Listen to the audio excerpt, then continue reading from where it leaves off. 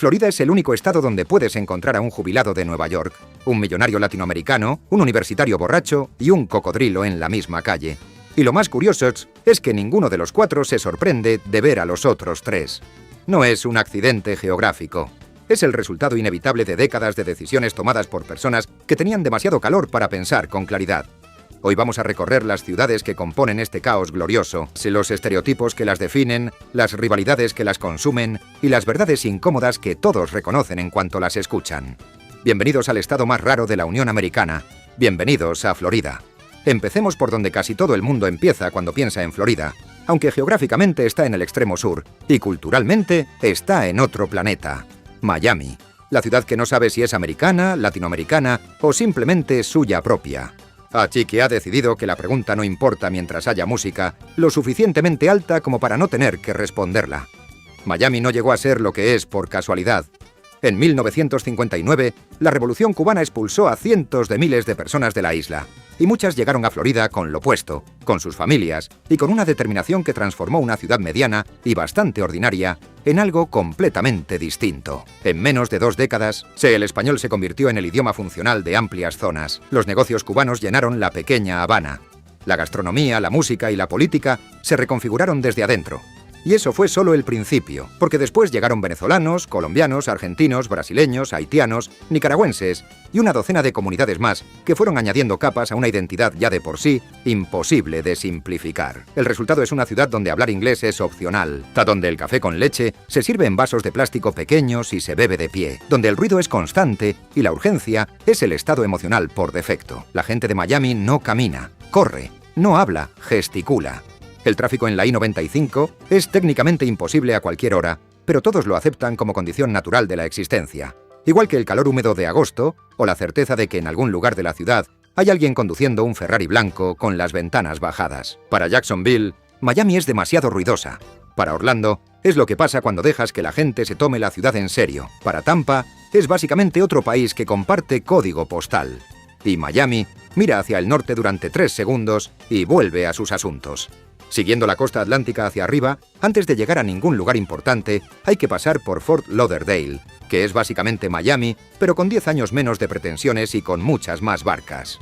Se autodenomina la Venecia del sur de Florida, con la misma energía con que alguien llama Ferrari a su Ford Fiesta. Tiene playa, tiene ambiente y tiene un aeropuerto que los habitantes de Miami usan cuando no quieren pagar las tarifas del internacional. Eso ya lo dice casi todo. Más al norte, West Palm Beach es donde van los ricos de Miami cuando quieren ser ricos en un sitio más tranquilo, y donde van los ricos del noreste cuando quieren el invierno sin tener que aprender español. Palm Beach, la isla que da nombre a la zona, es el tipo de lugar donde el dinero lleva tanto tiempo presente que ya dejó de ser nuevo y pasó a ser simplemente el fondo de la foto. Las mansiones allí no son llamativas porque ya no necesitan serlo. Cruzando el estado de este a oeste, llegas a la costa del Golfo, que es la Florida que los floridanos de verdad consideran superior a la del Atlántico.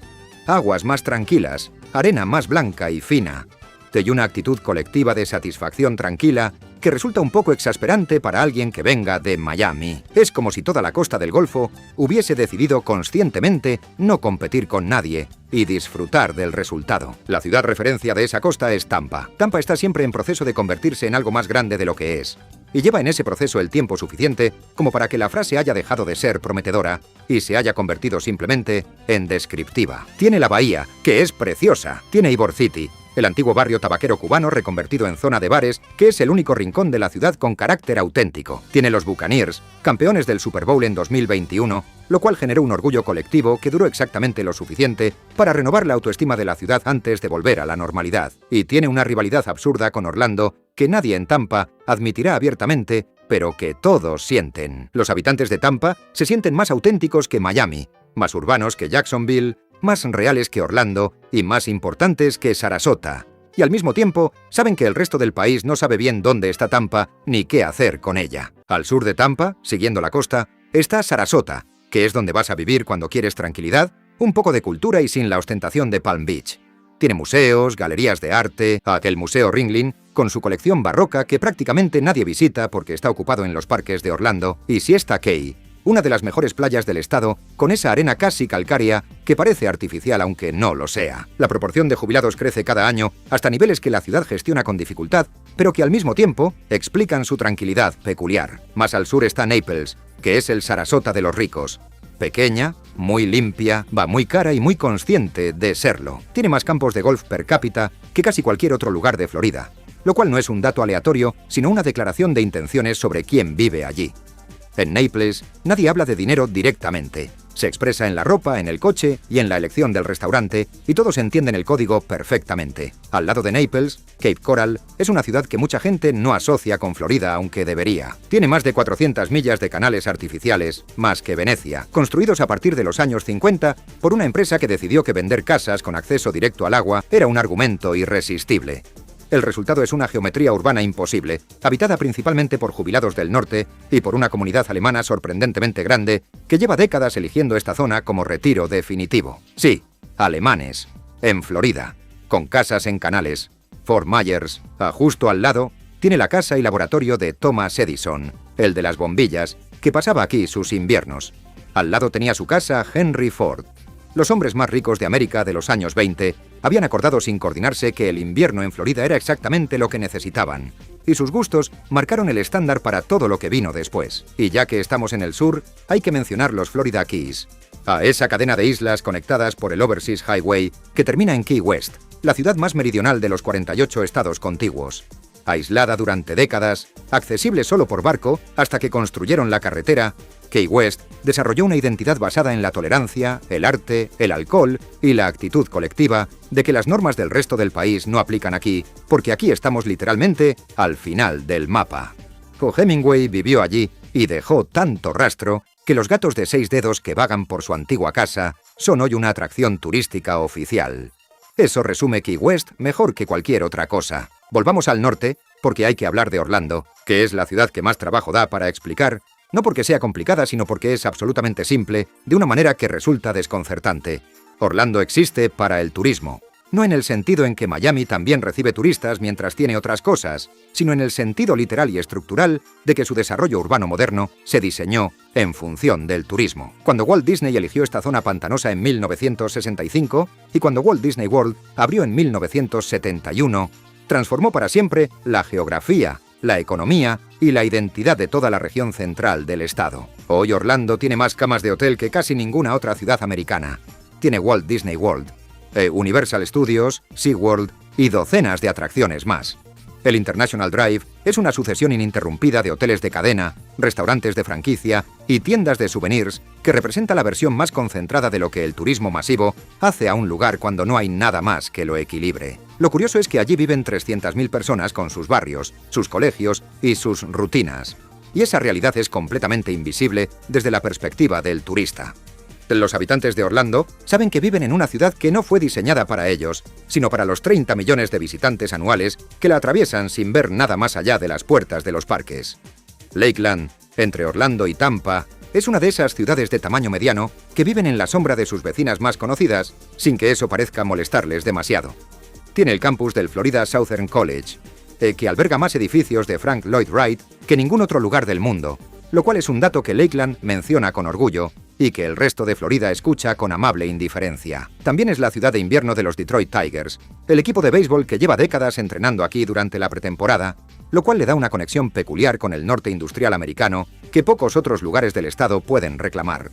Y si en este punto del vídeo tienes ganas de darle like o de suscribirte, hazlo. No va a cambiar lo que queda del vídeo, pero sí ayuda. Seguimos. Kissimmee está justo al lado de Orlando y es el Orlando de presupuesto ajustado, donde están los hoteles más baratos y los condominios vacacionales que los turistas eligen como alternativa. Tiene también una comunidad puertorriqueña muy significativa, de las de mayor crecimiento en la zona central del estado, y particularmente tras el huracán María en 2017, que desplazó cientos de miles de personas de la isla, y muchas se establecieron aquí. Esa transformación demográfica está cambiando la política y la cultura del centro de Florida de maneras que todavía se están desarrollando.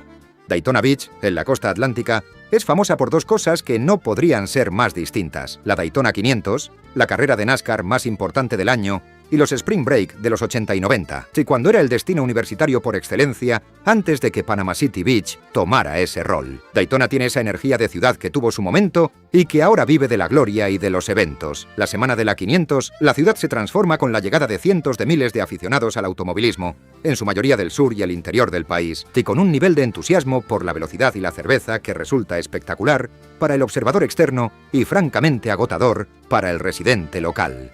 La comunidad del NASCAR en Florida es un microcosmos de la cultura americana del sur que coexiste en extraña armonía con el Florida latinoamericano de Miami o el Florida de los parques de Orlando. Son, en muchos sentidos, floridanos de universos paralelos. El aficionado de Daytona que llega a ver la 500 y el turista brasileño que llega a ver a Mickey Mouse viajan por las mismas carreteras y pagan los mismos impuestos, pero es difícil imaginar que se cruzan en ningún otro espacio. El Space Coast, un poco más al sur, es Cape Canaveral y Cocoa Beach, donde se lanzaron los cohetes de las misiones Apolo y donde hoy conviven el Centro Espacial Kennedy con las instalaciones privadas de SpaceX. Es el único lugar de Florida donde puedes ver simultáneamente una playa de surf, un museo de la era espacial y un cohete Falcon 9 preparándose para el lanzamiento. Cocoa Beach tiene el Ron John Surf Shop, técnicamente la tienda de surf más grande del mundo, aunque la mayoría de lo que vende sean camisetas con palmeras. Más al norte, en esa costa atlántica, el Treasure Coast incluye ciudades como Vero Beach, Stuart y Fort Pierce.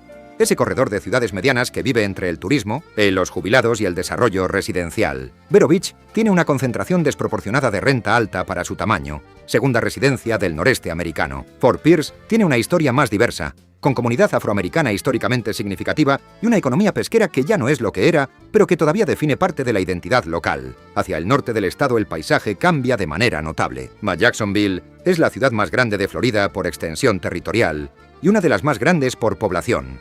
Es también la ciudad que más claramente representa la Florida que no aparece en las postales.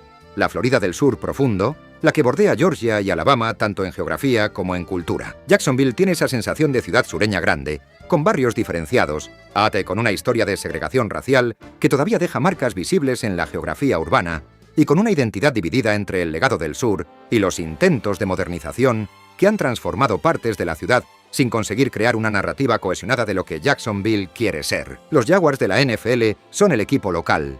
Sí, los Jaguars han sido durante gran parte de su existencia el ejemplo que usan aficionados de otros equipos para hablar de franquicias que no terminan de despegar.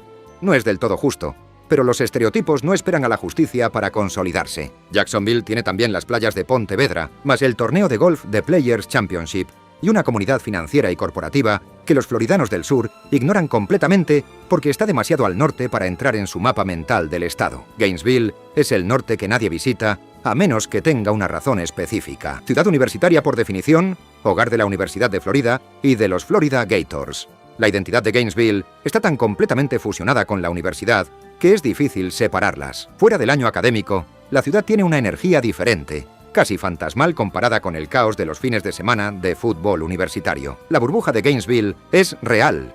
Precios que no tienen relación con el resto del estado. Una demografía de 18 a 25 años que distorsiona cualquier estadística y una vida cultural que gira en torno a los ritmos de una institución educativa. Para los estudiantes que llegan de todo el país, puede sentirse como un universo cerrado con sus propias reglas. Para los residentes permanentes sin vinculación con la universidad, esa burbuja puede resultar directamente invisible. Tallahassee es la capital del estado, también universitaria, con la Florida State University y la Florida A&M, pero añade la dimensión política que Gainesville no tiene. Es donde se toman las decisiones sobre Florida, donde los lobbies tienen sus oficinas, de donde los funcionarios estatales viven durante la sesión legislativa. La rivalidad entre la Universidad de Florida y la FSU es una de esas rivalidades deportivas americanas que para quien viene de fuera parecen desproporcionadas hasta que pasa un par de temporadas en el estado y entiende que no son solo deportivas, sino identitarias. La gente en Florida no solo tiene equipo, sino que la elección del equipo dice cosas sobre su formación, su región y sus lealtades familiares. Es el tipo de división que en otros países se reservaría para la política o la religión.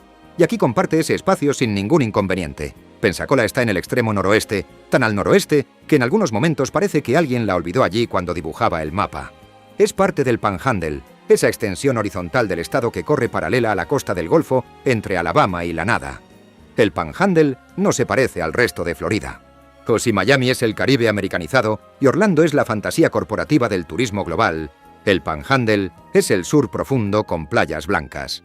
Pensacola depende de una de las bases navales más importantes de Estados Unidos y tiene algunas de las mejores playas de toda la región. con ese turquesa particular del Golfo y esa arena tan fina que parece azúcar. Entre Pensacola y la frontera de Alabama hay ciudades como Destin, Fort Walton Beach y Panama City Beach.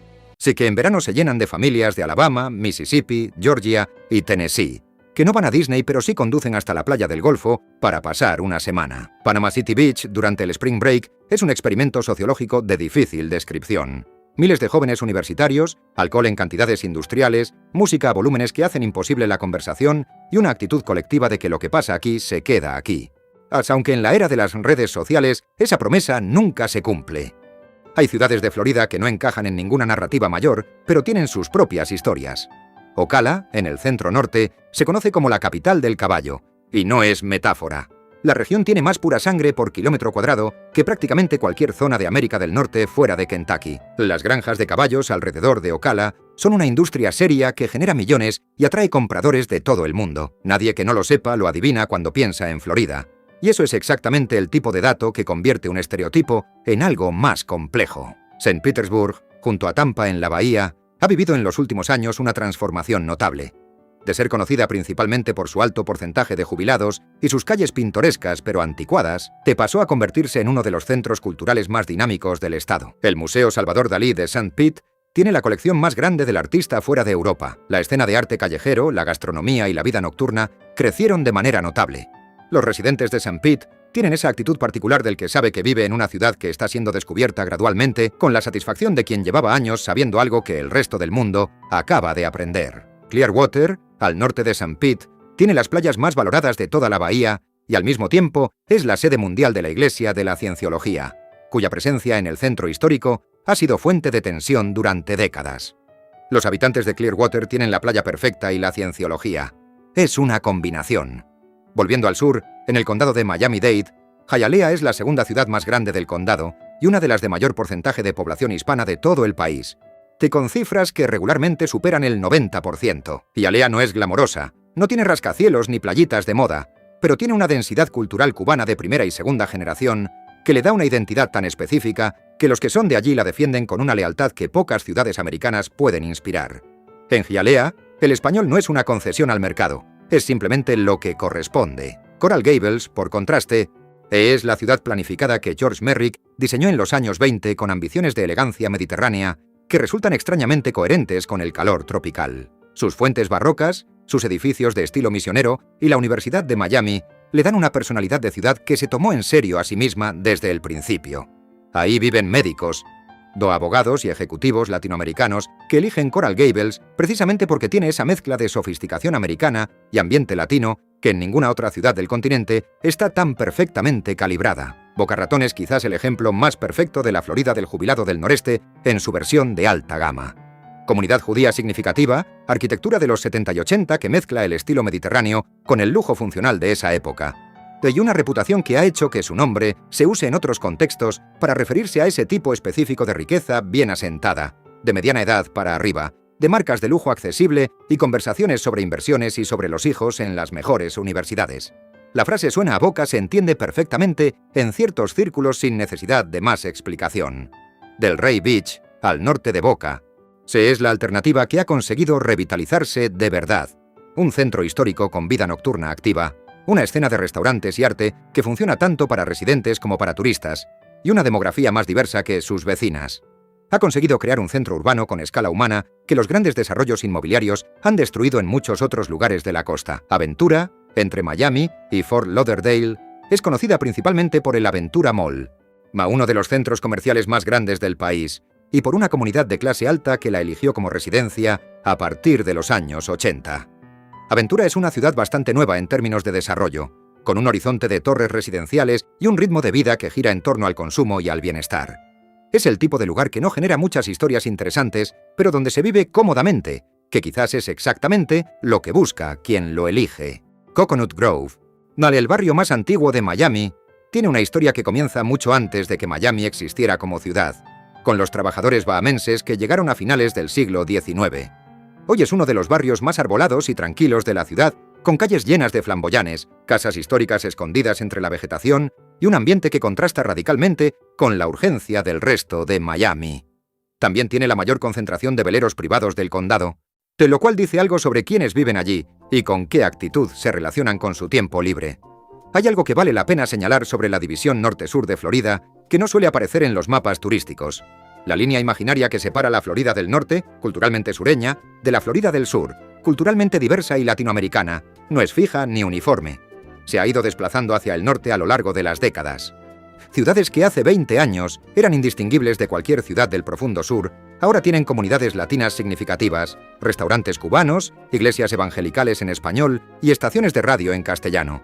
Ese desplazamiento cultural es uno de los fenómenos más importantes de la Florida contemporánea, y casi nadie fuera del estado sabe exactamente cómo está cambiando la política y la cultura locales en tiempo real. Hay algo que ningún análisis de Florida puede ignorar, aunque tampoco sepa bien cómo medirlo. Los huracanes no son solo fenómenos meteorológicos, sino una experiencia cultural compartida. Hay dos tipos de floridanos ante la llegada de un huracán. El que lleva 20 años en el estado compra agua y cierra contraventanas con eficiencia casi burocrática. El que lleva menos de 5 años entra en pánico y compra toda la harina de maíz del supermercado sin saber exactamente para qué.